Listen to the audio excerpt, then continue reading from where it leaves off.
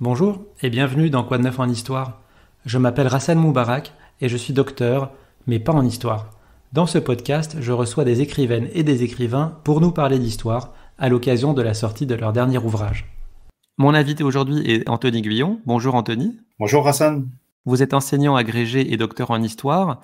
Vous avez consacré votre thèse aux tirailleurs sénégalais de 1919 à 1940 et vous venez de publier Les tirailleurs sénégalais de l'indigène au soldat de 1857 à nos jours aux éditions Perrin. Alors c'est une synthèse sur l'histoire complète de ce corps d'armée qui bien sûr évoque leur participation aux différentes guerres de la France, mais ça ne se limite pas à cela. Vous racontez leur recrutement, leur formation, leur quotidien et vous n'éludez pas les clichés qui y sont associés. Ma première question est toute simple. Parmi les tirailleurs sénégalais, combien étaient réellement sénégalais et à quel moment cette appellation s'impose ?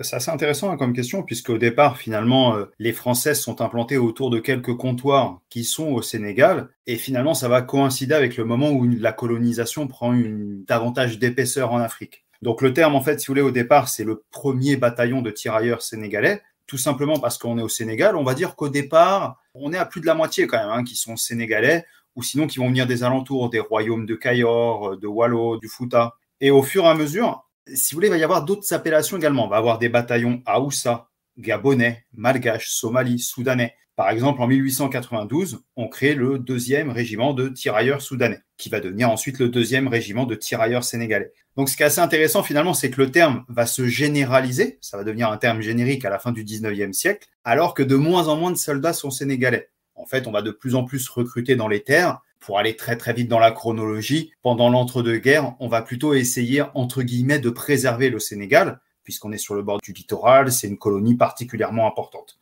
Et la fin de toute cette histoire, finalement, en 1951, on parlera de soldats africains, deux termes d'ailleurs qui sont beaucoup plus adaptés, mais on est déjà presque à la fin de l'histoire des tirailleurs sénégalais. La création des tirailleurs sénégalais, vous l'avez dit, a lieu au milieu du 19e siècle. Ça survient au même moment que la fin, entre guillemets, de l'esclavage, donc 1848, le début de la colonisation en Afrique, les activités commerciales des compagnies. Quel lien vous faites entre ces différents moments ?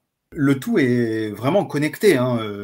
La création des tirailleurs sénégalais n'est pas une idée qui sort du chapeau de Faidherbe ou encore moins de Napoléon. Mais si vous voulez, alors les compagnies commerciales sont très très très importantes dans le secteur, surtout qu'elles ont perdu un potentiel économique avec l'abolition de la traite en 1815, puis finalement l'arrivée de l'abolition de l'esclavage, même si vous l'avez dit, il faut le mettre entre guillemets évidemment, l'esclavage va perdurer jusqu'à la fin du 19e et au début 20e dans la plupart des territoires africains. Mais ces compagnies, si vous voulez, elles se rabattent sur l'arachide et le caoutchouc. Je parle ici pour l'Afrique occidentale française. Donc elles ont besoin de ne plus avoir des comptoirs, mais plutôt des colonies, de vraiment mettre le pied sur terre pour pouvoir protéger les cultivateurs des éventuelles razzias. Il faut en fait protéger ce potentiel économique. Ensuite, le lien avec la fin de l'esclavage, alors il est opportuniste en partie, bien sûr. On a ici donc toute une série de captifs qui deviennent libres, entre guillemets, mais on avait déjà commencé avant, si vous voulez, à racheter leur esclavage. On les rachetait aux propriétaires, entre guillemets. On pouvait se donner bonne conscience en disant que ces esclaves avaient été libérés grâce soit à l'armée, soit à ses compagnies. Et ensuite, ces hommes, pour rembourser la somme qu'ils n'avaient pas, devaient établir un certain service. Et à ce moment-là, la colonisation, alors il faut attendre encore un petit peu, 1857 vraiment pour la création du premier bataillon, mais là on est dans le moment où il va y avoir de vrais combats dans des territoires un petit peu plus enclavés en Afrique, et on a besoin d'hommes. Les intermédiaires ont toujours existé, mais ici, on va avoir besoin d'hommes qui agissent un petit peu plus au cœur du combat, puisque les Français, les métropolitains dans leur ensemble, sont rarement prêts, rarement motivés pour venir combattre dans les territoires d'outre-mer. Est-ce qu'il s'agit d'une spécificité française ? Est-ce que les autres puissances coloniales en Afrique, donc le Royaume-Uni, l'Allemagne, le Portugal, l'Italie, ont eux aussi créé un corps d'armée ou est-ce qu'ils ont simplement enrôlé des supplétifs locaux ? Tout le monde, le recours au supplétif, pour reprendre le terme tout à fait juste que vous venez d'employer, il est lointain. J'avais lu par exemple que Vasco de Gama, quand il est arrivé sur l'île de Mozambique, avec ses hommes, il s'était appuyé finalement sur des intermédiaires pour traduire et établir des liens finalement avec les négociateurs perses et indiens. Donc le lien, il est assez ancien. Après, c'est vrai que les Français et les Britanniques, les Belges également, vont y recourir de manière plus structurelle, de manière plus prononcée. Donc toutes les puissances coloniales finalement vont s'appuyer sur ces différents corps, sur des supplétifs locaux, sans forcément leur donner la même importance. Côté français, il ne faut pas surévaluer le sujet non plus, c'est-à-dire de 1857 jusqu'à les 1895, on parle de 500 à 6 000 hommes. On est quand même sur des effectifs qui sont relativement faibles. Et dans l'ensemble des colonies, ce recours va s'accélérer, allez, on va dire à partir de Fashoda, 1898, et donc le début du XXe siècle. Vous avez cité le nom de Louis Faidherbe, qui était donc à l'époque gouverneur au Sénégal et qui va pousser pour la création du corps des tirailleurs sénégalais, création qui va être officialisée par un décret de Napoléon III en juillet 1857. Comment étaient recrutés ces soldats et au sein des villages, qui étaient-ils ? Déjà, on va être honnête, il y a aucun intérêt à aller servir l'armée française, soyons honnêtes. Surtout en 1857, les pensions sont dérisoires. D'ailleurs, quand on compare avec les autres tirailleurs, également les tirailleurs indochinois, même si c'est plus tardif, ou les tirailleurs malgaches, il faut vraiment attendre un certain moment avant que la solde soit attractive, on va dire, pour des cultivateurs. Il y a aussi une exemption d'impôt qui va se mettre en place pendant quelques temps et une prime qui est versée à la famille. Pour ce côté recrutement, finalement, le côté financier est relativement rare. Servir le drapeau français, on va être honnête, alors oui, on met toujours en avant quelques témoignages, notamment dans les 4 communes du Sénégal comme Gorée et Saint-Louis. On va pouvoir retrouver des dynasties de tirailleurs et des quelques témoignages où on va voir des gens qui sont prêts à servir la France pour tout ce qu'elle a donné, etc. Bon, rien que la Première Guerre mondiale, c'est 200 000 tirailleurs sénégalais. Donc évidemment, cet argument, il tient pas. Alors pourquoi servir l'armée française ? Du coup, il va y avoir la contrainte. C'est vrai que le recrutement se fait souvent par la contrainte, mais là encore, on le verra un petit peu plus tard, il ne faut pas mettre non plus les Africains dans une position complètement rabaissée, c'est-à-dire parfois, ils ont le dessus. Ils arrivent dans la négociation, etc., à s'en tirer, et on le verra un petit peu plus tard, mais le recrutement, finalement, va plus être une négociation entre les différentes parties. En tout cas, le pari de Faidherbe au début, voilà, c'est vraiment de s'appuyer sur des hommes, sur des supplétifs qui, jusqu'à maintenant, étaient essentiellement des traducteurs, des piroguiers. Désormais, en fait, lui, il veut des soldats. C'est vraiment la caractéristique de Faidherbe. D'ailleurs, c'est pour ça qu'il sépare les hommes noirs des hommes blancs. Donc nous, on a tendance à regarder ça avec un regard du XXIe siècle.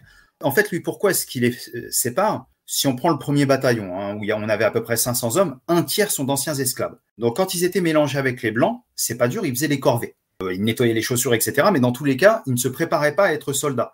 Et un des arguments de Faidherbe, c'est si on veut en faire des soldats, il faut les former. Donc on va les séparer. Bon, malheureusement, la formation sera toujours relativement médiocre. Donc en fait, il s'agissait surtout d'une conscription, mais vous dites que c'est une partie de négociation, et d'ailleurs, c'était parfois le moyen pour le chef de la localité de se débarrasser de rivaux, de fauteurs de troubles, en fait. Il y a des recrutements, par exemple, pendant la Première Guerre mondiale, en 1915 et 1918, on fait d'importants recrutements, et la coercition, notamment en 1915, est très importante. C'est pour ça que vous avez toute la région du Bani-Volta qui se révolte. En 1919, alors, la conscription existait déjà avant, mais en 1919, elle va bien mieux être structurée sur le plan législatif, etc. On passe sur un service militaire de 3 ans, mais ici par tirage au sort, c'est-à-dire dans la tradition française du 19e siècle, ça n'existe plus en France en 1919. Vous tirez un mauvais numéro, vous devez aller servir l'armée française pendant 3 ans. Ce que veulent faire les Français quand même, ils savent qu'ils ne doivent pas trop mettre la pression sur l'Afrique. Donc on va plutôt privilégier les engagés aux conscrits. Donc généralement, quelqu'un qui a tiré un mauvais numéro pendant 3 ans, on l'encourage fortement à transformer cela en engagement et à faire un service. Le service atteint rarement 15 ans, quand même, dans mes sources. On va dire, allez, un service jusqu'à 10 ou 12 années. Donc là, on va avoir ici quelque chose qui permet, à partir de 1919, de recruter. L'objectif de Mangin, c'était 12 000 hommes par an. Et on va arriver à 8 000 hommes à peu près, avec une négociation avec le ministère des colonies, parce que si vous voulez, le ministère de la guerre veut beaucoup d'hommes pour aller servir hors d'Europe. Le ministère des colonies veut garder ces hommes, en partie pour défendre l'Afrique, mais surtout pour s'appuyer sur ces hommes qui sont prêts à servir la France et qu'on aimerait garder donc dans les colonies. Le rôle du chef de village ici, il est très important, puisque si vous voulez, c'est un petit peu lui qui va négocier avec les autorités françaises. Que veulent les autorités françaises ? Elles veulent un certain nombre d'hommes. Peu importe comment ils sont recrutés. Le tirage au sort, il est proposé, mais tant qu'on a le nombre d'hommes nécessaires, c'est pas un souci. Donc pour le chef de village, si vous voulez, c'est un moyen aussi de réguler les rapports de force sous son autorité et de se débarrasser de quelques hommes qui commencent à devenir influents, de quelques lignages qui lui posent ombrage. Donc le recrutement est très très intéressant et finalement ça s'inscrit pleinement dans cette nouvelle historiographie de la colonisation qui montre bien que le pouvoir circule. C'est-à-dire on n'est pas sur un pouvoir binaire où les Français sont toujours en position de force à pouvoir imposer leur volonté aux Africains. Comment ces soldats étaient perçus par les populations africaines conquises ? Est-ce qu'ils passaient pour des traîtres à la solde des Européens? Est-ce qu'il y a eu dans les combats des représentants d'une même ethnie, par exemple, qui s'affrontaient, ou est-ce qu'on veillait à ce que des combattants d'ethnies différentes s'affrontent? Au sein des villages, il n'y a pas de dimension héroïque. On va essayer de jouer après, côté français, si vous voulez, après la Première Guerre mondiale, l'espèce de gloire de l'uniforme, etc., pour réussir à recruter davantage d'hommes, ça marche pas beaucoup. On a essayé pendant la campagne de Blaise Diagne. Il faut être honnête, les résultats sont quand même bien timides. Après, si vous voulez, vous avez raison de parler d'ethnie, hein, quand on parle des tirailleurs sénégalais. Donc, on l'a dit dès le départ, ils sont pas tous sénégalais, mais aussi viennent pas tous de la même ethnie. Les Français pensent les Africains en termes de races guerrières. C'est-à-dire, il y aurait des races un petit peu plus guerrières. Bon, si on regarde globalement, ce seraient les Bambara, les tout couleurs, et des races qui seraient moins guerrières, comme les Peuls et les Maures. Les Français vont plutôt penser l'ensemble comme ça. Au sein des unités, généralement, ils sont mélangés. Mais après, ce que j'ai observé, plutôt dans les camps du sud de la France, c'est qu'on va se regrouper par différentes ethnies pour pouvoir pratiquer les mêmes dialectes. Généralement, ils finissent par se comprendre. On peut utiliser le Bambara ou d'autres dialectes, mais ils finissent toujours par trouver un terrain commun de s'entendre. Mais ce qui est assez intéressant, finalement, il ne faut pas uniquement voir la séparation entre le métropolitain et les Africains rassemblés dans ce terme profondément générique, puisque à l'intérieur, on va retrouver, comme vous l'avez dit, des rivalités. C'est vrai que dans les sources judiciaires, notamment, on voit parfois quelques affrontements, pas des combats immenses, mais on voit quelques petits affrontements qui découlent de tensions entre ethnies. Alors, pendant un demi-siècle, les tirailleurs sénégalais ne participent qu'à la conquête des espaces coloniaux, et c'est seulement en 1895 qu'ils sont pour la première fois envoyés loin à la conquête de Madagascar. Ensuite, en 1898, ils sont impliqués, vous l'avez cité, dans la crise de Fashoda, qui était un incident diplomatique opposant les Français et les Anglais dans une localité qui est actuellement dans le Soudan du Sud. Et puis en 1913, ensuite, ils partiront au Maroc. Pourquoi, 50 ans après leur création, on commence en fait à les considérer comme autre chose qu'une force d'appui? Pourquoi est-ce qu'on les envoie 50 ans après en première ligne sur un théâtre d'opération? Déjà en Afrique, en fait, ils ont été très utiles, entre la campagne contre El Hadj Omar dans les années 1850-1860 et finalement la campagne contre Samori Touré à la fin durant les années 1890. Les tirailleurs sénégalais ont montré une certaine valeur au combat. Donc, on peut continuer à s'appuyer sur eux. Ce qui fait que dans le même temps, alors non seulement il faut prendre le territoire, le conquérir, et ensuite, alors le terme dans les documents de l'époque, c'est pacification. Nous, on parlera plus d'occupation. Il faut consolider cette occupation. Et donc, au fur et à mesure, vous avez raison, on va les utiliser de plus en plus loin. Alors déjà, au sein de l'Afrique de l'Ouest, évidemment. L'Afrique de l'Ouest, c'est grand 7 fois comme la France, puis l'Afrique équatoriale française, bien sûr. Donc déjà là, en fait, on va les déplacer par rapport à leur territoire d'origine. Et c'est vrai qu'en 1895, on les envoie vers Madagascar. D'ailleurs, il y aura des unions qui vont durer sur le long terme. Et ensuite, alors, je pense quand même que le grand chamboulement, c'est le Maroc. Ils sont envoyés au Maroc en 1908, et là, les idées de Mangin sont déjà en train de circuler. Mais du coup, cette espèce d'idée que l'Africain est un guerrier inné, que les Africains, sur le plan démographique, sont capables de secourir la France, qui est en déficit démographique par rapport à l'Allemagne, ces idées commencent à faire leur chemin. Au Maroc, si vous voulez, vous avez notamment beaucoup de photographes qui sont présents, et là, on va voir beaucoup de photographies de familles de tirailleurs sénégalais, puisque les femmes avaient le droit de venir au Maroc. Donc certaines étaient venues au Maroc, et finalement, il y a la vie qui se maintient. Il y a les enfants, les femmes, on mange ensemble, etc. Et donc, on a des clichés de famille où on ne sait pas combien les hommes ont de femmes. Évidemment, ce sont des clichés de propagande. Beaucoup d'enfants derrière, des enfants qui, on comprend très vite le message, dans 10-15 ans, en fonction de l'âge, pourront devenir des soldats. Généralement, on va montrer des hommes en forme physique pour montrer que vraiment la France peut s'appuyer sur ces hommes. Donc, il y a vraiment une spécificité française quand même, mais c'est un processus. C'est-à-dire, on va les utiliser de plus en plus, puis on va les envoyer à l'extérieur.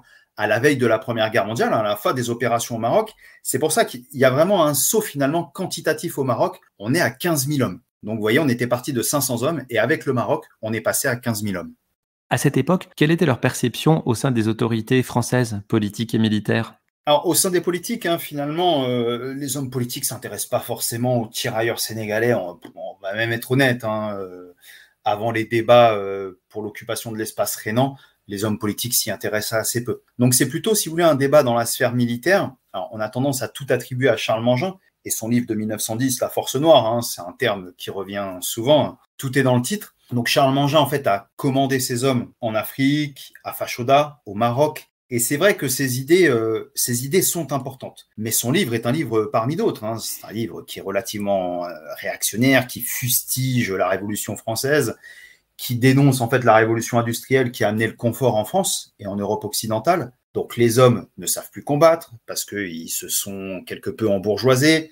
Les femmes ne savent plus faire beaucoup d'enfants. Et pendant ce temps-là, finalement, l'homme africain qui serait resté près de la nature a gardé cette capacité à combattre, à rompre le front. Évidemment, je résume un livre de 300 pages en quelques mots, hein, bien sûr, c'est assez caricatural, mais son livre, en fait, est important, mais il ne faut pas non plus tout ramener à lui. Il y a d'autres personnes qui ont réfléchi avec un petit peu plus d'intelligence au recours des supplétifs. On pense ici, par exemple, à Théophile Penquin, pour les tirailleurs indo-chinois. Par opposition, on a tendance à parler de force jaune. Bref, dans tous les cas, ces idées, elles circulent. Et c'est vrai que du côté des militaires français, on a beaucoup d'hommes qui comprennent qu'il y a un déficit démographique par rapport aux Allemands. Comment compenser ce déficit démographique? S'appuyer finalement sur les soldats coloniaux est un argument tout à fait valable, mais là, ici, en fait, on a tendance un petit peu à surévaluer la capacité militaire des Africains, et c'est les idées de Mangin qui vont triompher. Hubert Lyotel, lui, quand il les avait observés au Maroc, il avait dit « Attention, on voit bien que ces hommes, pendant l'hiver, on doit les retirer de l'Atlas, on doit faire en sorte qu'ils soient épargnés par l'hiver, et c'est très très dur à gérer ça pour la cohésion des troupes, puisque vous avez des hommes qui regardent d'autres partir parce qu'ils ne résistent pas au froid. Donc, il y a une perte de cohésion au sein des unités. Mais quand même, ce sont les idées de Mangin qui vont l'emporter, comme quoi l'homme noir serait un guerrier inné capable de faire la différence dans la Première Guerre mondiale. On arrive à la Première Guerre mondiale et d'ailleurs, l'histoire des tirailleurs sénégalais a surtout été étudiée pendant les 2 guerres mondiales. Pendant la première, la France est le seul pays à employer des soldats noirs sur le continent européen. Pourquoi cette exception? Et puis, comment cette décision est perçue par les Alliés et par les Allemands? C'est vrai que les 2 guerres mondiales sont évidemment les plus étudiées, hein, quand on parle des tirailleurs sénégalais, mais bon, finalement c'est général pour l'histoire militaire. Si on regarde la guerre du Rif, par exemple, est une guerre relativement oubliée, pas complètement oubliée, hein, il y a des historiens qui travaillent dessus. Donc si vous voulez, c'est pareil pour les tirailleurs sénégalais, on a tendance à se rabattre sur les 2 guerres, et notamment la Première Guerre mondiale, hein, c'est vraiment là que leur participation est la mieux connue. Il y a encore plusieurs zones d'ombre quand même pour la Seconde Guerre mondiale. C'est une spécificité française en effet, hein. Mais dès 1914, en août 1914, hein, ce que l'on fait, on fait venir ceux qui étaient au Maroc, on les fait passer en France. Donc eux, ils ont une expérience du combat au Maroc, ils ont une expérience du combat hors de leur territoire. Et après, un petit peu plus tard, à partir de septembre-octobre, là, ce sont des recrues qui viennent d'Afrique occidentale française qui vont venir. Donc c'est une spécificité française.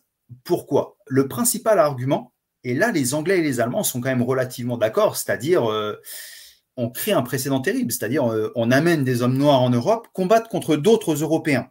Donc qu'est-ce qui est important? La division entre les continents ou la division entre les nations? Les Anglais, pendant le premier conflit mondial, ils en parlent pas trop, mais à la fin de la Première Guerre mondiale, hein, Lloyd George dit qu'il ne veut plus...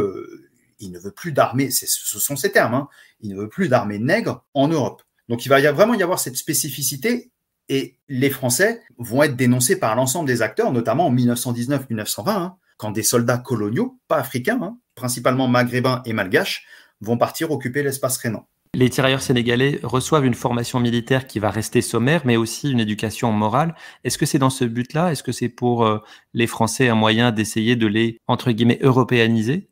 La formation sur le plan de ce qu'on pourrait appeler l'instruction civique, elle n'est pas très poussée pendant la Première Guerre mondiale. Elle va plutôt se mettre en place après la Première Guerre mondiale. Mais là, en fait, on se retrouve sur un espèce de dilemme. Est-ce qu'on leur enseigne la liberté et l'égalité ou non? Mais si on leur enseigne, jusqu'où est-ce qu'on doit aller? Puisque, évidemment, une fois qu'ils vont comprendre ce que sont ces valeurs pour la France, ils risquent de les retourner contre le colonisateur. On est venu se battre pour ces valeurs en Europe, mais on ne les a pas dans notre propre territoire. Donc ces contradictions, elles sont très très vite relevées par Blaise Diagne, par d'autres hommes finalement qui viennent principalement des 4 communes du Sénégal. C'est pour ça que les 4 communes du Sénégal vont avoir un statut différent des autres hommes issus du Sénégal. Comment on fait justement pour lutter contre cette crainte en fait que les soldats retournent leurs armes contre la France? Alors c'est assez intéressant puisque là, c'est une crainte qui a été assez fréquente. On le voit dans les années 20, dans les années 30, on a peur de voir des hommes se retourner finalement contre le colonisateur. Ce sera relativement rare, hein. La propagande finalement anticolonialiste, par exemple des communistes envers les troupes coloniales, ne fonctionne pas forcément. Un homme comme Lamine Senghor est une exception finalement. On voit peu d'hommes dénoncer ce colonialisme, et finalement ça c'est pendant l'ensemble de la période, jusqu'à la guerre d'Indochine, guerre d'Algérie, qu'on évoquera un petit peu plus tard. Les Français ici avaient cette crainte contre laquelle ils ont du mal à se prémunir. Ils craignent deux choses en fait. Ils craignent, si vous voulez, une solidarité anticoloniale et une solidarité musulmane. Aucune des deux ne se mettra en place. Et les Français finalement craignaient et n'avaient pas vraiment d'action pour pouvoir agir contre cela. Et cette espèce de solidarité ne s'est jamais mise en place.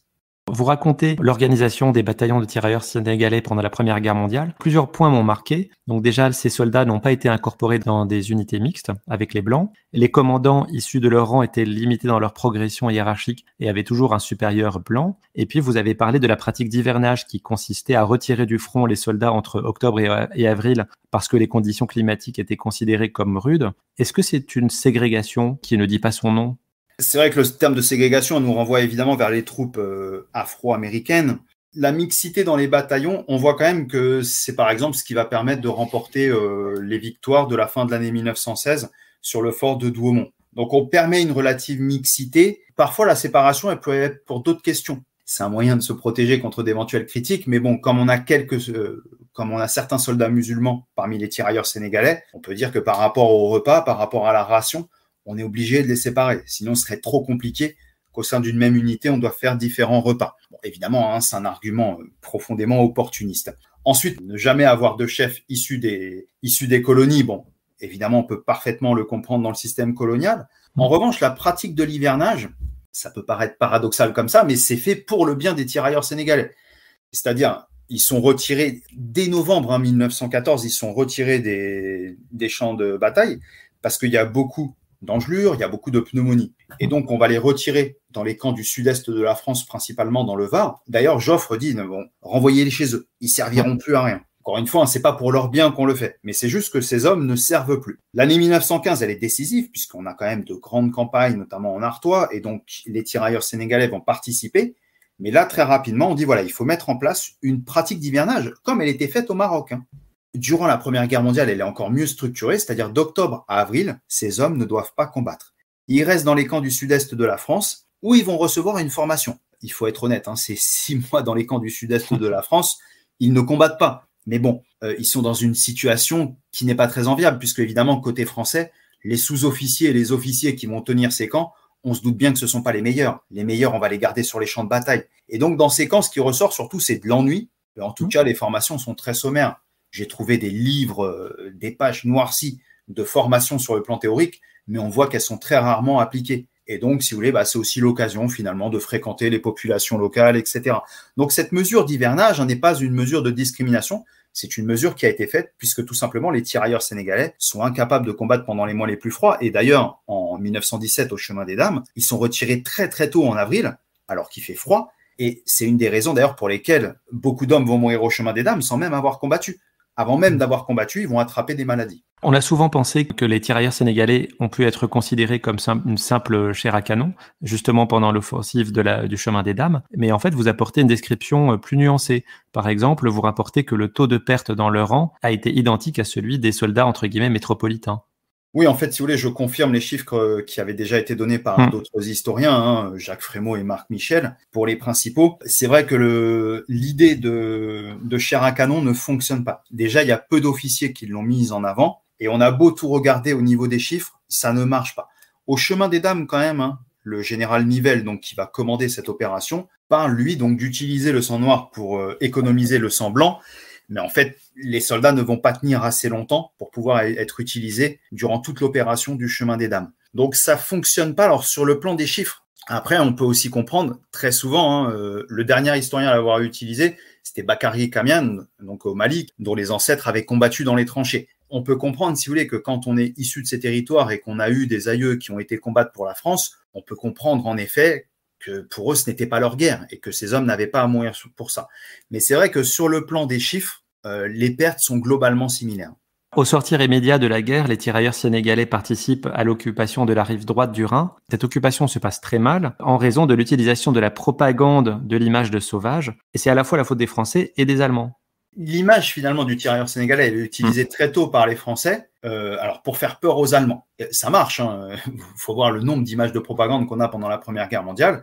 Les tirailleurs sénégalais font des colliers avec les oreilles d'Allemands. Comme ils ne savent pas compter, ils coupent les têtes des Allemands, les têtes des hommes qu'ils ont tués, et ils les ramènent à leurs officiers pour qu'eux puissent compter. Bon, évidemment, tout ça, il n'y a pas besoin de parler de mythe, hein, vous l'aurez compris, c'est complètement faux.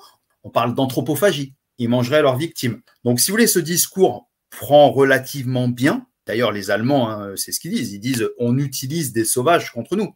Mais côté français, en fait, on se rend vite qu'on est quand même intervenu dans les colonies au nom de la prétendue mission civilisatrice. Donc, si 40 ans plus tard, on continue à les montrer comme des sauvages, comme le montrent ces clichés, la mission civilisatrice a échoué. Et c'est là, en fait, qu'on glisse tout doucement vers Banania, c'est-à-dire le grand enfant.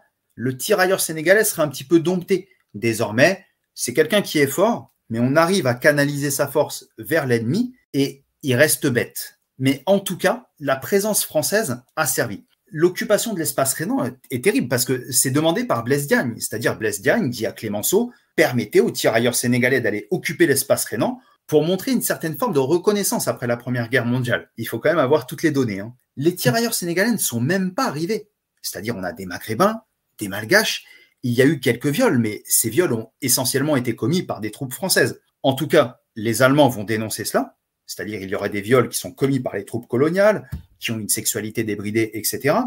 L'article qui va lancer ce qu'on appelle la honte noire est un article qui paraît dans le Daily Herald de Edmund Morel. Edmund Morel, il est très connu, il a une notice sur le Métron. Sauf que dans le Métron, on ne parle pas de cet épisode-là, puisqu'il avait dénoncé les violences coloniales au Congo. Et en fait, on a une espèce d'unanimité, les associations féministes, des socialistes, comme Jean Longuet, Henri Barbus, qui dénoncent la présence des tirailleurs sénégalais, la présence d'hommes noirs dans l'espace rhénan, alors qu'ils n'y sont pas encore. Et donc l'armée française, tout de suite, les hommes étaient en train de partir, hein, fait en sorte que les tirailleurs sénégalais soient rapatriés. Il y a une association quand même, en plus de l'armée, qui va défendre les tirailleurs sénégalais, c'est l'association des Amis des troupes noires, et ensemble, ils vont lancer une enquête qui montre qu'un viol sur 1591 a été commis par un homme des troupes coloniales, qui peut être malgache, ou aussi évidemment marocain ou algérien. Donc finalement, on est sur un espèce de mythe, mais qui va avoir des conséquences terribles, puisqu'il y a eu des relations aussi consenties entre Allemandes et hommes venus des espaces africains. Hitler lancera la stérilisation de 500 à 600 métis, et ça donnera aussi la campagne de massacre de 1940. On peut faire un bond en avant d'ailleurs pour raconter ça. Donc ça, c'était pendant la Deuxième Guerre mondiale, où il y a des exactions qui sont commises en France en 1940 par la Wehrmacht. C'est assez bien connu parce que si Jean Moulin portait une écharpe, c'est parce qu'il a refusé de signer un papier allemand qui expliquait que les tirailleurs sénégalais avaient commis des exactions. Donc c'est pour ça qu'il avait cassé le tesson de verre et qu'il avait tenté de s'égorger. Les tirailleurs sénégalais, en fait, principalement autour de Lyon et également en Picardie, sont généralement séparés des autres prisonniers et exécutés, ce qui est complètement illégal. On n'exécute pas un prisonnier. Donc, selon les travaux de Raphaël Scheck, on est à peu près à 1500 à 3000 hommes qui ont été exécutés dans des conditions parfois terribles, hein. L'autre spécialiste de la question, c'est Julien Fargetas. Par exemple, autour de Lyon, il y a eu quelques témoignages avec un homme qui aurait été retrouvé, un tirailleur, avec les jambes et des traces de tank sur lui. On a utilisé des mitrailleuses pour quelques exécutions collectives. Donc cet épisode est assez terrible. On revient bien dessus, hein. Maintenant, c'est vrai que la mémoire est très importante, notamment à Chasselet, mais autour de Lyon, où on a fait tout un espace commémoratif. Je l'avais dit en introduction, vous avez consacré votre thèse à l'entre-deux-guerres. Que se passe-t-il pendant l'entre-deux-guerres? Est-ce que les tirailleurs sont nombreux à rentrer à la maison? Et comment sont-ils accueillis alors? Ou alors certains restent-ils et comment sont-ils intégrés dans la société française?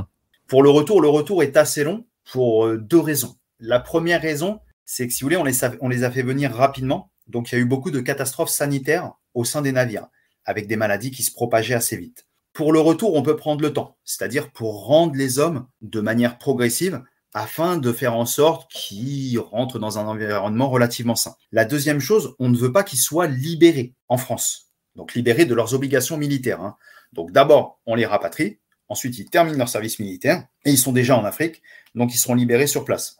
Il y a aucune possibilité de rester en France. On a quand même un document un petit peu secret qui circule entre Clémenceau et les ministres concernés, c'est-à-dire de la guerre et des colonies, où on va permettre à quelques hommes de rester, pour différentes raisons, une formation, un métier ou un mariage avec des enfants. Généralement, on privilégie le fait qu'ils restent en France, puisque si vous voulez, on vivrait extrêmement mal du côté des autorités françaises qu'une femme blanche parte en Afrique. On est persuadé qu'elle deviendra prostituée, qu'elle sera abandonnée, etc. Mais dans tous les cas, vraiment, alors déjà, ces relations ont été extrêmement rares quand même, les relations qui ont duré au-delà de la guerre, et les hommes qui sont restés sont très peu nombreux. Si on prend le cas de Lamine Senghor, en fait, il a été blessé, il a été soigné en France, et bon, c'est comme ça, si vous voulez, qu'il a réussi à s'installer au fur et à mesure en France, en prenant une femme dans le Var. Jusqu'à présent, on a surtout évoqué l'histoire longue des tirailleurs, mais l'histoire collective. Dans le livre, vous abordez également leur vie quotidienne, notamment donc en France, les loisirs, la pratique de la religion, la consommation d'alcool, les relations avec les femmes françaises, etc. Et dans le livre, vous concluez chaque chapitre par le portrait d'un tirailleur. Pourquoi ce choix ? Je voulais réussir à mêler la rigueur de la thèse avec un côté un petit peu plus accessible. Et on peut comprendre, si vous voulez, qu'un personnage soit toujours très intéressant pour rentrer dans une thématique. Donc j'ai essayé, moi, si vous voulez, de conclure chaque chapitre aussi. Finalement, le lecteur pourrait commencer avec ça. Ces différents portraits. Et j'ai essayé de prendre des hommes extrêmement différents pour montrer que déjà, les tirailleurs sénégalais, c'est un siècle d'histoire, des centaines de milliers d'hommes profondément différents. Finalement, je commence avec les frères Sy, qui avaient un pouvoir immense, qui parlaient d'égal à égal avec les autorités françaises, en particulier Madame Bassi, sur le plan économique. Je passe ensuite au poète, Bakary Diallo, Lamine Senghor, c'est-à-dire l'opposant, l'anticolonial, celui qui a fait des discours aux côtés de Jacques Doriot quand il était communiste, bien évidemment, qui va mourir de cette blessure. Donc un petit peu cette dimension de victime, d'avoir servi la Première Guerre mondiale comme victime. Après, pendant la Deuxième Guerre mondiale, j'en ai utilisé un qui est un petit peu plus connu, c'est Adiba, sur lequel un film avait été fait par Gabriel Le Beaumain. Donc c'était Nos Patriotes en 2017. C'est ça, exactement.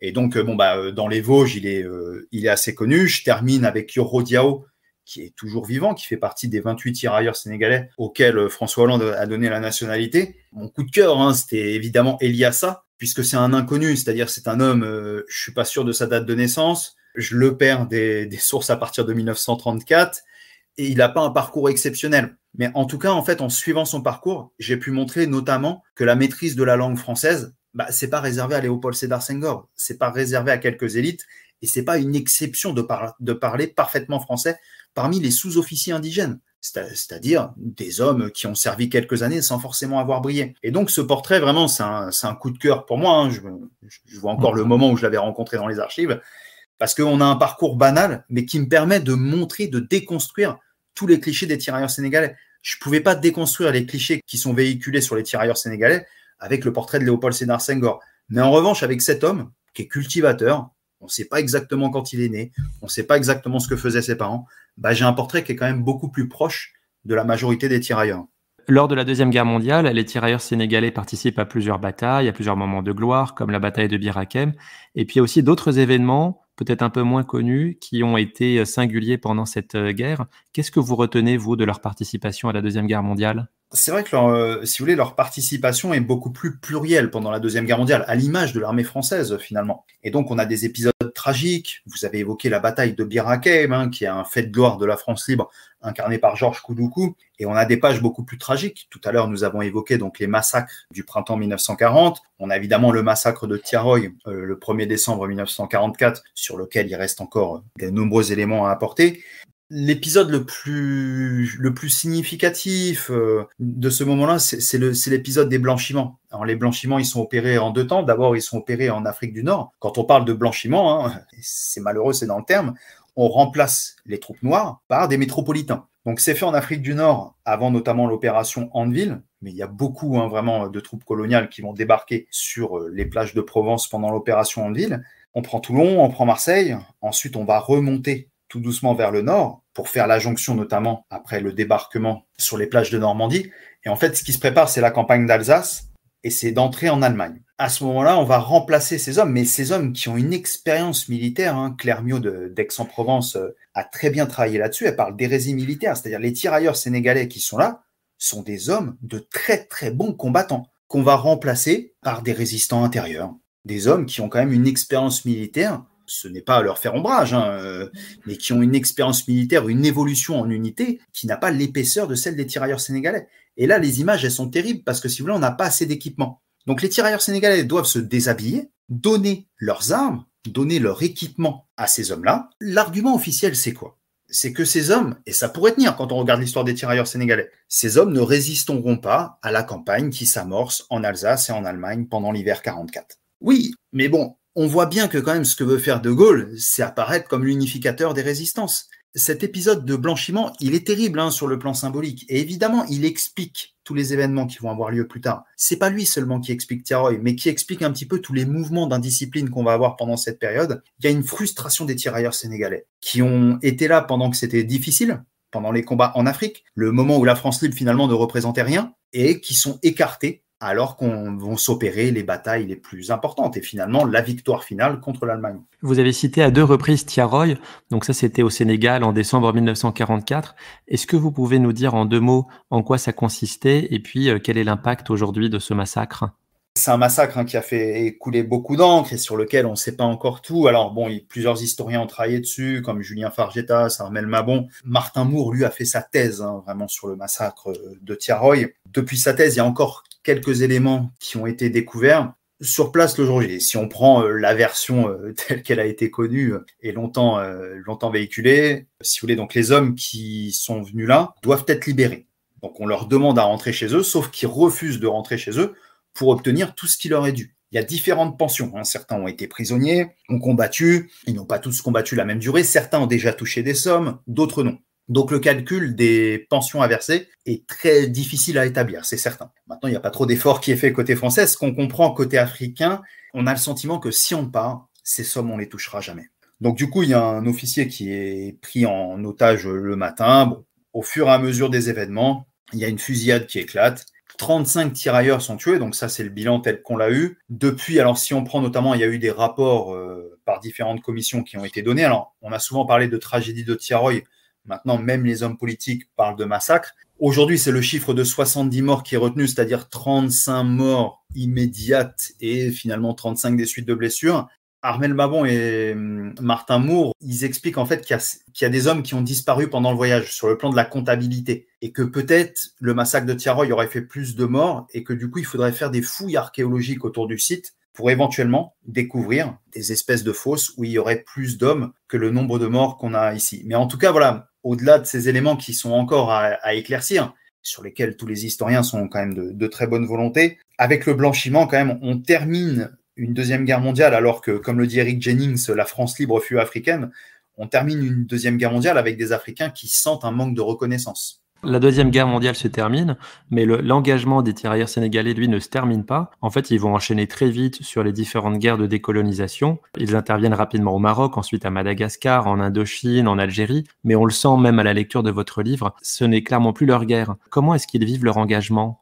C'est assez paradoxal. Si vous voulez, d'un côté, ce n'est plus leur guerre, mais de l'autre, il n'y a pas de solidarité anticoloniale. Et le tirailleur sénégalais va être extrêmement mal vu en Syrie, au Maroc, à Madagascar, où on a soit des violences, soit des meurtres de tirailleurs sénégalais, puisque si vous voulez, du côté des populations locales, on ne comprend pas. Ces hommes qui devraient être solidaires de notre cause, c'est finalement le colonisateur. Le grand engagement, c'est l'Indochine. 60 000 tirailleurs sénégalais qui sont envoyés en Indochine. Ils seront 10 fois moins nombreux en Algérie. Alors, encore une fois, parce qu'on va craindre une solidarité musulmane, mais aussi, la période a avancé.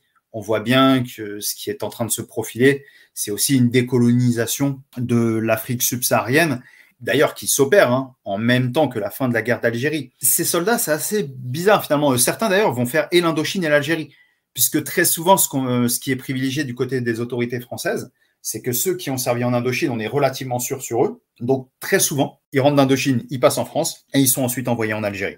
Quand ces pays africains accèdent à l'indépendance, donc 14 parmi les anciennes colonies françaises, comment est-ce que ces soldats sont reçus dans leur pays d'origine ?